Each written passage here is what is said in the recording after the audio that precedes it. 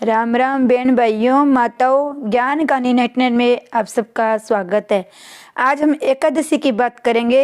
कामदा एकादशी का व्रत कब रखा जाएगा, इसका पारण का समय क्या रहेगा और इसकी कथा और महत्व। श्री विष्णु भगवान की जय। हिंदू पंचांग के अनुसार कामदा एकादशी का व्रत 1 और 2 अप्रैल 2023 दोनों दिन रखा जाएगा।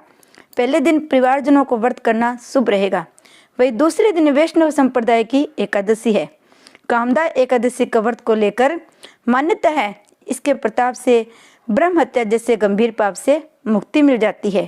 कामदा एकादशी की पूजा में कथा का श्रवण जरूर करना चाहिए। कहते हैं इसके बिना व्रत और श्रीहरि की पूजा अधूरी मानी जाती है। एकादशी के दिन पूजा विष्णु भगवान की जरूर करें। चैत्र माह के शुक्ल पक्ष की एकादशी को कामदा एकादशी कहते हैं। कामदा एकादशी का व्रत बहुत महत्वपूर्ण होता है, क्योंकि हिंदू नववर्ष की पहली एकादशी होती है। साथ ही मान्यता है कि कामदा एकादशी का व्रत रखने से जीवन से सारे कष्टों से छुटकारा मिल जाता है, समस्त पाप नष्ट हो जाते हैं। भगवान विष्णु को समर्पित ये व्रत जो भी पूरे भक्ति भाव और विधि विधान से रखता है, उसे जीवन में सारे सुख और समृद्धि मिलती है। इस बार कामदा एकादशी के व्रत रखने की तारीख को लेकर लोगों में असमंजस है कि व्रत कब रखा जाए। व्रत 1 अप्रैल 2 अप्रैल दोनों को रखा जाएगा। 1 अप्रैल एकादशी का व्रत रखेंगे, वह व्रत का पारण 2 अप्रैल 2023 को 1:40 से शाम 4:10 के बीच कर सकते हैं। वही जो लोग 2 अप्रैल को व्रत रख रहे हैं, वे 3 अप्रैल 2023 की सुबह 6:09 के बाद कभी भी व्रत का पारण कर सकते हैं। पारण का समय यही रहेगा। एकादशी व्रत के नियम के दिन पहले दिन सूर्यास्त के बाद से शुरू हो जाते हैं। इससे में सूर्यास्त होने से पहले ही भोजन आदि करें। इसके बाद प्याज लहसुन आदि से बना हुआ कुछ भी गरिष्ठ भोजन न खाए। अगले दिन सुबह जल्दी उठकर स्नान आदि के बाद भगवान के सामने व्रत का संकल्प ले, विधिवत भगवान की पूजा करे, कथा पढ़े, दिन भर हरि का नाम जपे, बुराई भलाई किसी की चुगली वगैरह न करे, झूठ न बोले। व्रत में फलाहार लेना है या नहीं, ये आपकी सामर्थ्य और इच्छा पर शक्ति पर निर्भर है। अगर सेंधा नमक का सेवन कर रहे हो तो सूर्यास्त से पहले पहले करें। रात में जब तक संभव हो जागरण करके भगवान का नाम जपे, भजन कीर्तन वगैरह करे। अगले दिन स्नान आदि के बाद किसी जरूरतमंद को भोजन कराए, दक्षिणा आदि सामर्थ्यानुसार दे। इसके बाद व्रत का पारण करे। पारण के समय चावल दाल बनाए व चावल दाल का दान करे। एकादशी के दिन चावल वर्जित है तो द्वादशी के दिन चावल का दान जरूर करना चाहिए। जय श्री विष्णु भगवान की जय।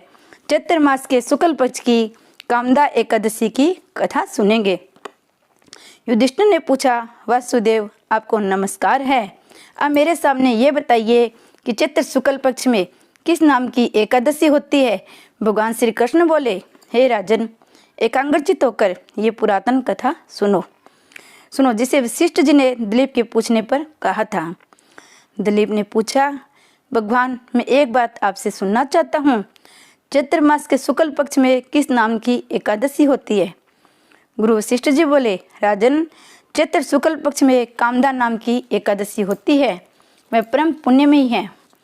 पाप रूपी ईंधन के लिए तो वह दावानल ही है। प्राचीन काल की बात है, नागपुर नाम का एक सुंदर नगर था, जहाँ सोने के महल बने हुए थे। उस नगर में पुंडरीक आदि महाभयंकर नाग निवास करते थे। पुंडरीक नाम का नाग उन दिनों वहाँ राज्य करता था। गंधर्व किन्नर और अप्सराएं भी उसी नगरी का सेवन करती थी। वहाँ एक श्रेष्ठ अप्सरा थी जिसका नाम था ललिता। उसके साथ ललित नाम वाला गंधर्व भी था। वे दोनों पति पत्नी के रूप में रहते थे। दोनों ही परस्पर काम से पीड़ित रहा करते थे। ललिता के हृदय में सदा पति की ही मूर्ति बसी रहती थी। ललित के हृदय में सुंदरी ललिता का नित्य निवास था। एक दिन की बात है, नागराज पुंडरीक राजसभा में बैठकर मनोरंजन कर रहा था। उस समय ललित का गान हो रहा था, किंतु उसके साथ उसकी प्यारी ललिता नहीं थी। गाते गाते उस ललित का स्मरण हो आया, अतः उसके पैरों की गति रुक गई, जीभ लड़खड़ाने लगी। नागों में श्रेष्ठ कर्कोटक को ललित के मन का संताप ज्ञात हुआ, अतः उसने राजा पुंडरीक को उसके पैरों की गति रुकने एवं गान में त्रुटि होने की बात बता दी। कंकोटक की बात सुनकर नागराज पुंडरीक की आंखें क्रोध से लाल हो गई। उसने गाते हुए कामाता ललित को श्राप दे दिया, हे दुर्बुद्धे, तू मेरे सामने गान करते समय भी पत्नी के वशीभूत हो गया है, इसलिए राक्षस हो जाऊं। महाराज पुंडरीक का इतना कहते ही वह गंधर्व राक्षस हो गया। भयंकर मुख, विकराल आंखें, देखने मात्र से भय उपजाने वाला रूप, ऐसा राक्षस होकर वह कर्म का फल भोगने लगा। ललिता अपने पति की विकराल आकृति देख मन ही मन बहुत चिंतित हुई, भारी दुख से कष्ट पाने लगी। सोचने लगी, क्या करूं, कहाँ जाऊं, मेरे पति को पाप से कष्ट पा रहे हैं।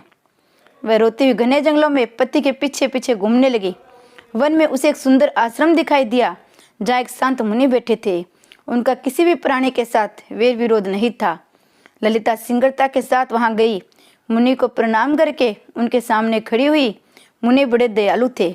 उस दुखिनी को देखकर वे इस प्रकार बोले, सुबह तुम कौन हो, कहाँ से यहाँ आई हो, मेरे सामने सच सच बात बताओ। ललिता ने कहा, हे महामुनि, वीरधंध्वा नाम वाले एक गंधर्व है। मैं उन्हीं महात्मा की पुत्री हूँ। मेरा नाम ललिता है। मेरे स्वामी अपने पाप दोष के कारण राक्षस हो गए हैं। उनकी अवस्था देखकर मुझे चैन नहीं है। हे ब्राह्मण, इसमें मेरा जो कर्तव्य हो वह मुझे बताइए। हे विप्रवर, जिस पुण्य के द्वारा मेरे पति राक्षस भाव से छुटकारा पा जाए उसका उपदेश दीजिए। ऋषि बोले, भद्रे, इसमें चैत्र मास के शुक्ल पक्ष की कामदा नाम की एकादशी तिथि है, जो सब पापों को हरने वाली और उत्तम है। तुम उसी तिथि का विधि पूर्वक पूजन करो। उस व्रत का जो पुण्य हो उसे अपने स्वामी को अर्पण करो। पुण्य देने पर क्षण भर में उसके श्राप का दोष दूर हो जाएगा। राजन मुनि का यह वचन सुनकर ललिता को बड़ा हर्ष हुआ। उसने एकादशी को उपवास करके द्वादशी के दिन उन ब्रह्म ऋषि के समीपी भगवान वासुदेव के श्री विग्रह के समक्ष अपने पति के उद्धार के लिए ये वचन कहा, मैंने जो कामदा एकादशी का उपवास व्रत किया है उसके पुण्य के प्रभाव से मेरे पति का राक्षस भाव दूर हो जाए।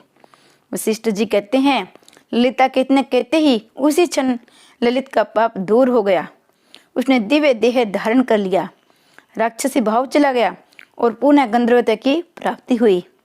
हे नरश्रेष्ठ, वे दोनों पति पत्नी कामदा के प्रभाव से पहले की अपेक्षा भी अधिक सुंदर रूप धारण करके विमान पर आरूढ़ हो अत्यंत शोभा पाने लगे। ये जान इस एकादशी के व्रत का यत्न पूर्वक पालन करना चाहिए।